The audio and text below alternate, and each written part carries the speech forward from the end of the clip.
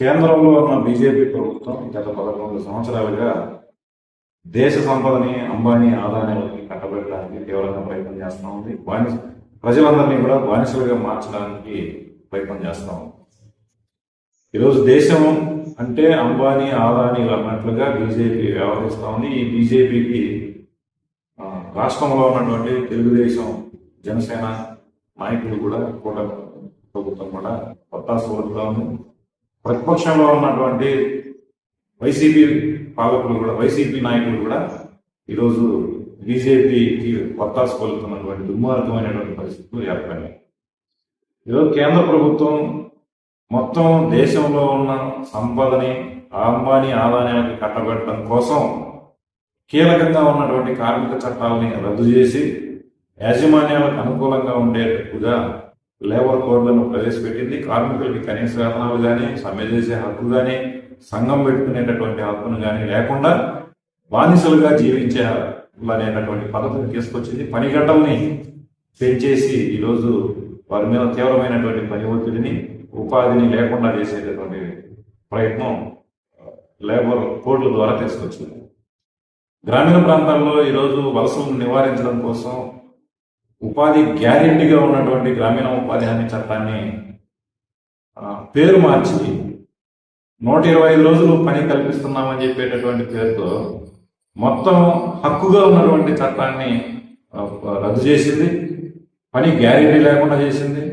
కేంద్ర ప్రభుత్వం ఎప్పుడైతే అనుకుంటుందో అప్పుడు పని కల్పించేటట్టుగా నిర్ణయం చేసుకొచ్చింది. 60 రోజుల పాటు పని హాలిడే ప్రకటించింది.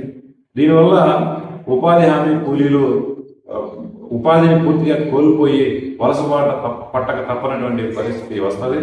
రెండవది, కేంద్ర ప్రభుత్వం ఇచ్చేటటువంటి వాటాను పూర్తిగా తగ్గించేసింది. దాదాపు 90% ఉన్నటువంటి వాటాను 60% కుదించడం వల్ల రాష్ట్రాల మీద భారం పడుతుంది.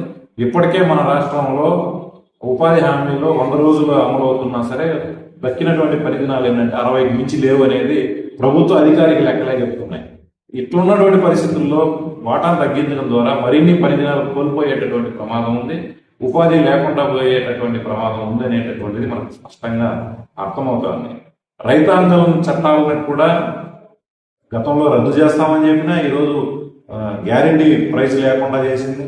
విత్తన చట్టం తీసుకురావడం ద్వారా విత్తనాలు దానివల్ల విదేశీ కంపెనీలని పెద్ద ఎత్తున దేశంలోకి ఆహ్వానించడం ద్వారా రైతులకి గిట్టుబాటు ధరతో పాటు అసలు పంట ఉత్పత్తులనే సమస్యలు వచ్చేదానికి సమస్యలు ఏర్పడతా ఉన్నాయి. దీనివల్ల మొత్తం కార్పొరేట్ వ్యవసాయాన్ని పెద్ద ఎత్తున ప్రోత్సహించే విధంగా రైతుల్ని కూడా భూమి లేని పేదలుగా మార్చేటటువంటి కుట్రలు మనకు స్పష్టంగా అర్థమవుతా ఉంది. విద్యుత్ సంస్కరణ చట్టం ఫలితంగా ఈరోజు ఏదైతే విద్యుత్ సబ్సిడీలు అందుతున్నాయో వాటన్నింటినీ పూర్తిగా తగ్గించేసే విధంగా కేంద్ర ప్రభుత్వం చట్టాలు చేస్తుంది. ఇంత దుర్మార్గమైనటువంటి చట్టాలను తీసుకొస్తా ఉంటే రాష్ట్రంలో ఉన్నటువంటి చంద్రబాబు కానీ, జగన్మోహన్ రెడ్డి కానీ, పవన్ కళ్యాణ్ కానీ ప్రజల గురించి ఆలోచించేటటువంటి పరిస్థితి లేదు. ఉచిత విద్యుత్కి ఆద్యుడైనటువంటి రాజశేఖర రెడ్డి ఆసియాలో మేము రాజకీయాలు నడుపుతున్నామన్నటువంటి జగన్మోహన్ రెడ్డి కూడా దాన్ని ప్రశ్నించేటటువంటి పరిస్థితి లేదు. ఈ విధంగా ప్రజల సంక్షేమాన్ని విస్మరించి అంబానీ ఆదాయాల కోసమే పనిచేస్తున్నటువంటి ఈ పాలకుల దుర్మార్గాలను ఎండగడుతూ రేపంగా ఈ ఉపాధి హామీని కాపాడుకోవడం కోసం ప్రతిజ్ఞగా పాటించాలని చెప్పి కార్మికుల్ని, వ్యవసాయ కూలీలని, ప్రజలందరినీ విజ్ఞప్తి చేస్తా ఉన్నాం.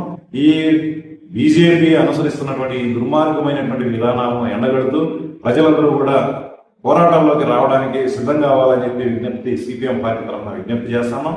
అదేవిధంగా కార్మిక వర్గం, వ్యవసాయ కార్మికులు, రైతులు చేయదలపెట్టినటువంటి ఫిబ్రవరి 12న దేశవ్యాప్త సార్వత్రిక సమ్మెలో ప్రజలందరూ కూడా పాల్గొని ఈ సమ్మెను జయప్రదం చేయాలని సిపిఎం అన్నమయ్య జిల్లా కమిటీ తరఫున విజ్ఞప్తి చేస్తా ఉన్నాం.